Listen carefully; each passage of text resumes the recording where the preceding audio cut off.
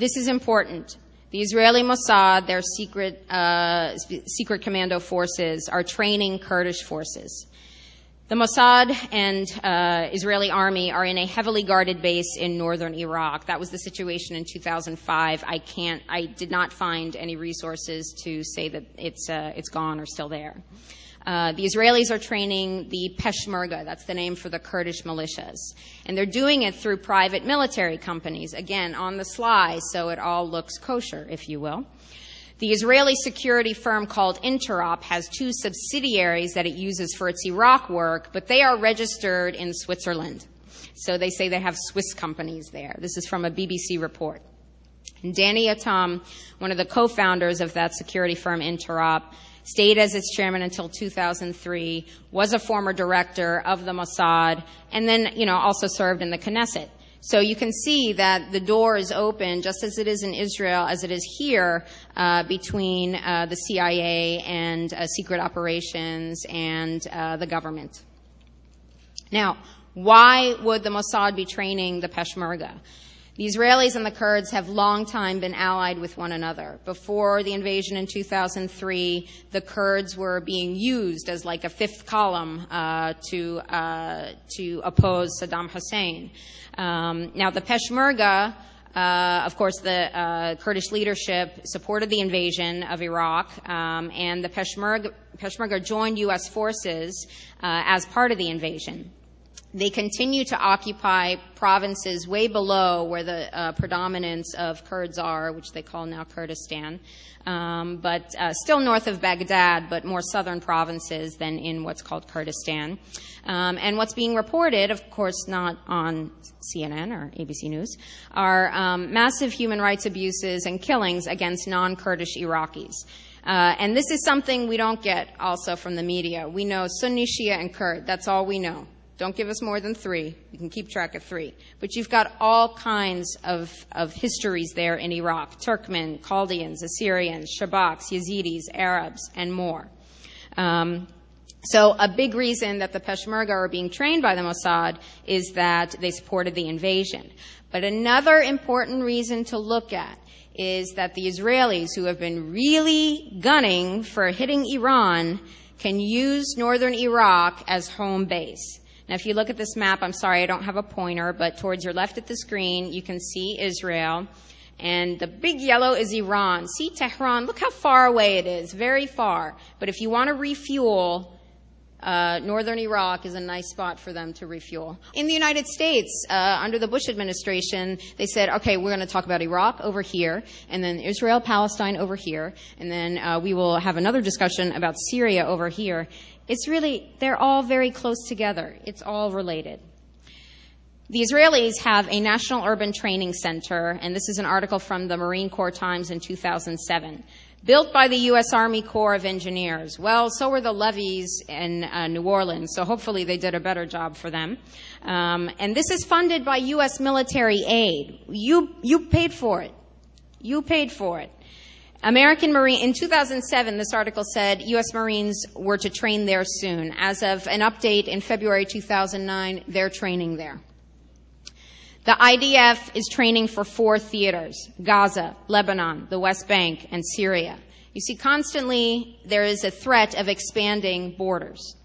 And at this time, 2007, they were training with the reasonable likelihood of another war on Israel's northern front, perhaps by summer's end, according to some intelligence estimates here. Now, what we saw in December of 2008 through January of 2009 was not the northern front. It was Operation Cast-led, the assault, the massacres in Gaza. Now, this training center has a cemetery that they're very proud. It doubles as a soccer field, depending on the operational scenario.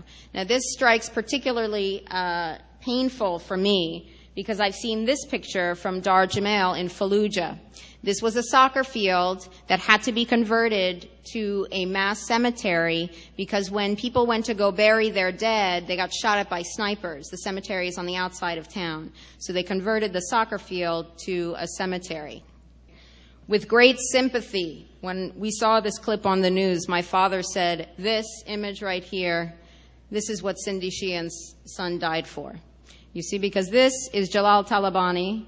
the president of Iraq, Mahmoud Abbas, the still accepted by the United States leader of Palestine, though his term has expired, and Ehud Barak, who is current defense minister.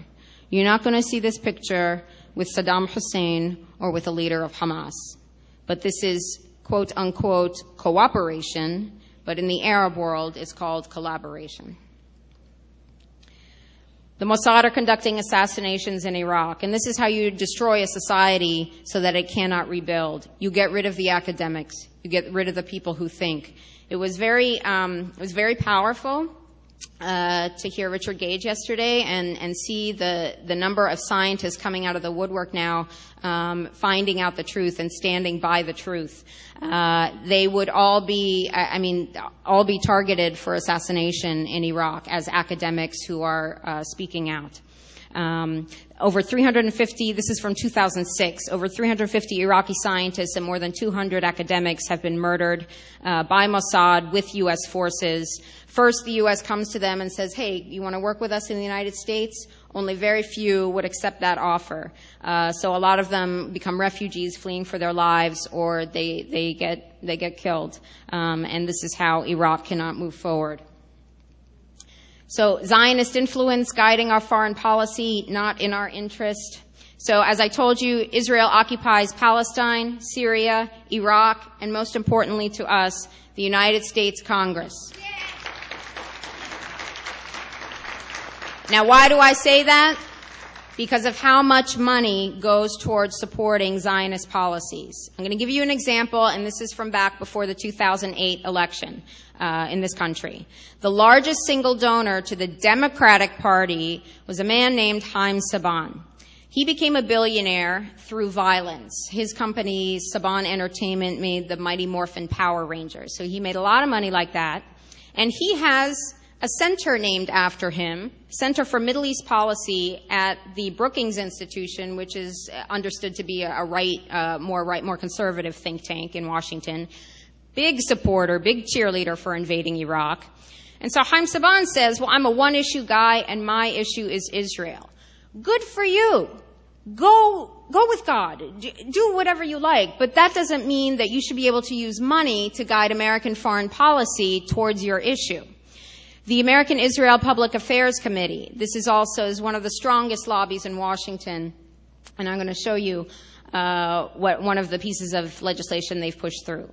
Jeffrey Blankford, who's a journalist and a Middle East analyst and also Jewish, says, why so much money? How is so much money going to Congress? The reason that the pro-Israel lobby has to give so much more money to the politicians than the other lobbies, such as arms manufacturers, oil, etc., is that supporting Israel is arguably not in the U.S. interest from any perspective, and the contributions are necessary to buy the politicians' cooperation. If I call my congressperson and I say, look, soldiers are coming home with PTSD, suicide rates for them are at epidemic proportions, highest since Vietnam, over 1 million Iraqis are dead, I want the occupation to end. Thank you so much for your call. And if someone else comes in from another lobby and says, look, I want the troops to stay there, and here's a check for $10 million, who are they going to listen to? The Zionist influence on U.S. policy, they pushed in this country, the Zionist neoconservatives, the neocons here, pushed for invading Iraq, and the same people pushed and continue to push to hit Iran. This is not in anybody's interest to strike Iran.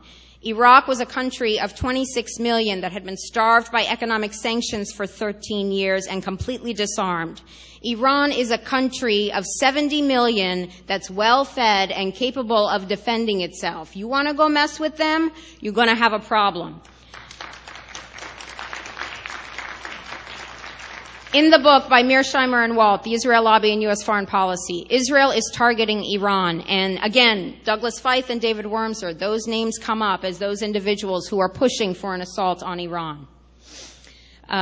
Israel needs, now why don't they just go ahead? Because they need U.S. collaboration on Iran. First of all, now when I read this, I was like, they need American permission to use Iraqi airspace. In the new democracy of Iraq, with all its sovereignty, the Israelis need American permission to use Iraqi airspace.